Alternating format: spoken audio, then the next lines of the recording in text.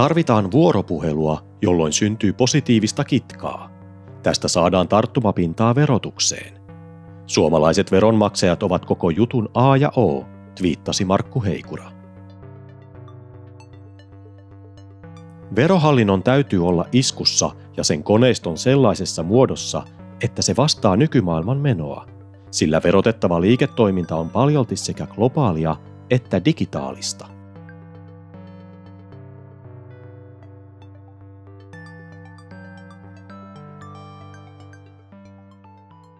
No, kun katselee ympärille, niin todella paljon arkisia palveluita on kustannettu verovaroin. Niin kerro, mitä te olette tehnyt, että pysytte iskussa ja koneisto pystyy vastaamaan nykyhaasteisiin?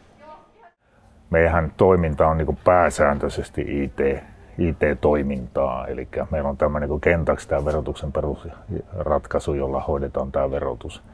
Ja tietenkin tämä IT:n käyttäminen mahdollistaa asiakkaalle niin helpomman toimimisen, milloin tahansa toimimisen. Ja sitten se, mikä siinä on hyvää kanssa, niin se säästää näitä veroeuroja. Eli esimerkiksi pelkkä tämmöinen paperipostin lähettäminen maksaa meille nykyään 17,5 miljoonaa euroa. Jos me siitä päästäisiin, niin se olisi suoraa säästöä myös tästä valtion kassasta.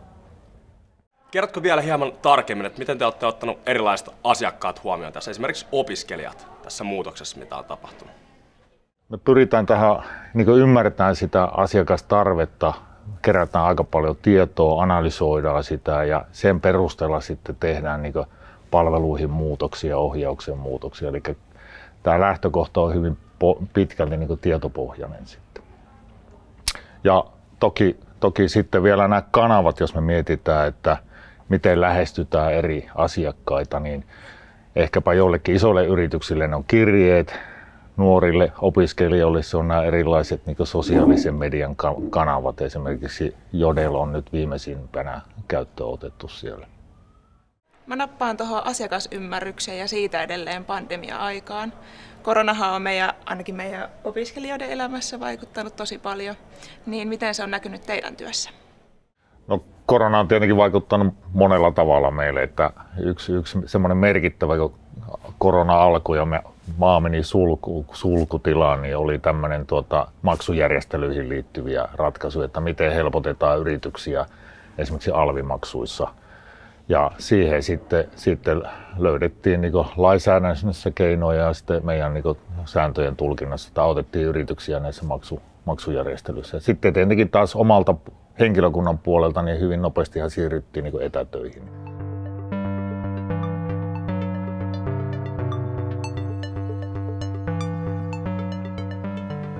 Vuoden lopussa järjestettiin taas Slush. Siellä startup-henki, yrittäjyys ja innovaatiot on vahvasti läsnä. Miten sä näet sun omassa työssä innovaatiot ja mikä sun suhde on kokeiluihin? Mehän ollaan perinteisesti, jos sanotaan tuo oma vero oman aikansa innovaatio, nyt se tuntuu jo vanhalta, mutta kyllä se silloin aikana oli aika kova juttu. Ja kyllä mä en ole kokeillut näin sillä hyvänä tapana. Ne on nopea tapa kokeilla jotakin, toimiiko, eikö toimi ja siitä lähteä kehittämään sen sijaan, että tehdään vuosien projekteja ja sitten todetaan, että mönkään meni. Niin mä en tiedä, onko nämä innovaatioita vai mitä kehitystä nämä nyt on, mutta nämä rajapinnat, puhutaan apeista, niitä ollaan viimeisen vuoden aikana lanseerattu tosi paljon. Ja nyt on sitten ehkä aivan uutena tämmöinen yrityksen digitaloushanke, eli yritetään tekemään tämä verotus mahdollisimman helpoksi ja näkymättömäksi yrityksille sillä, että ne tiedot saataisiin siellä, missä ne syntyy IT-teknologian kautta meille ja käytettäisiin sitä sitten verotuksessa hyväksi. Mä just ostin tämän kahvikupin ja tästäkin varmaan lähti joku 100% alvia, niin minkä takia näitä veroja oikein pitää maksaa ihan kaikesta? Se muuten on 14% se kahvikupin alvi tuossa, eli tämä käytännössä lähtee tästä ajatuksesta, että me pidetään huolta toisistamme ja mun mielestä näin pienessä maassa tämä esimerkiksi opiskelun mahdollistaminen kaikille taustoista riippumatta on tosi tärkeää, koska meidän ei pidä menettää sitä kapasiteettia, mitä meillä on. Tämä perusta, miksi veroja maksetaan, niin se on tietenkin hyvin oleellinen asia, että me pystytään sitä viestimään. Ja yksi tämmöinen väline tai keino meillä on tämä Happy Taxpayer, jota nyt on lanseerattu ja siinä tavallaan tämmöisellä some-lähestymisellä kerrotaan sitten vakavaa asiaa, että miksi maksetaan veroja, mihin niitä käytetään. Toi on kyllä hyvä. Harmaa taloushan vääristää yritysten välistä kilpailua ja siihen muutenkin liittyy ei niin vastuullista toimintaa. Niin miten teillä puututaan harmaaseen talouteen ja miten sitä ehkäistään?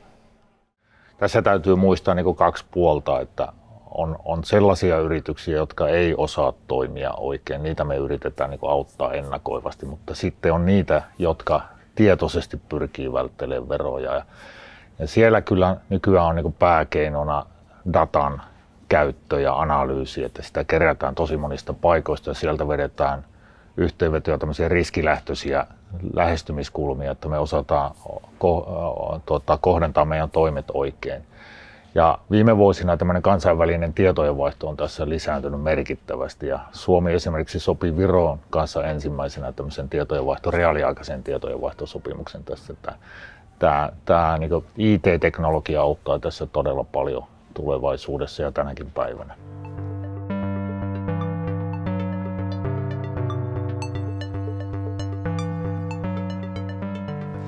Mua kiinnostaa vastuullisuus ja julkiset organisaatiothan on vastuullisuuden suhteen avainasemassa. Niin miten teidän toiminnassa näkyy vastuullisuus?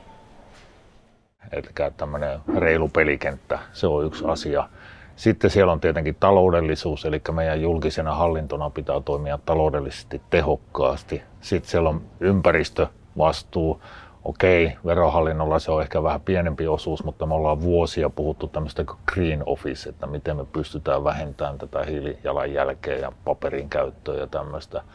Ja sitten on tietenkin henkilöstön tai ihmisten hyvinvointi, joka on niin kuin ihan keskeinen kaikissa organisaatioissa. Että hyvinvoiva yhteisö tekee niin kuin työtä tietenkin hyvin ja iloisin mielin, että se on siellä hyvinkin merkittävässä roolissa. Ja sitten siellä on todella paljon asioita, joita tulee muuta, mutta noin ehkä keskeisenä.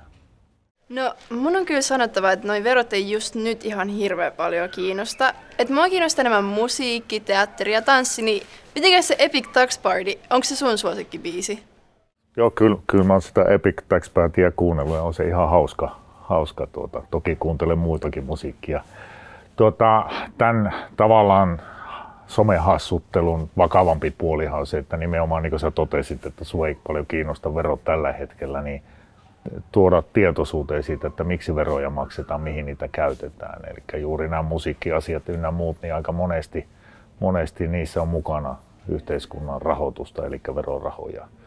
Että siinä mielessä niin kuin aika monta asiaa näillä verorahoilla sitten kyllä katetaan. Että kyllä tämä on ihan oleellinen asia, että ihmiset ymmärtää, mihin niitä verorahoja käytetään ja miksi niitä kerätään.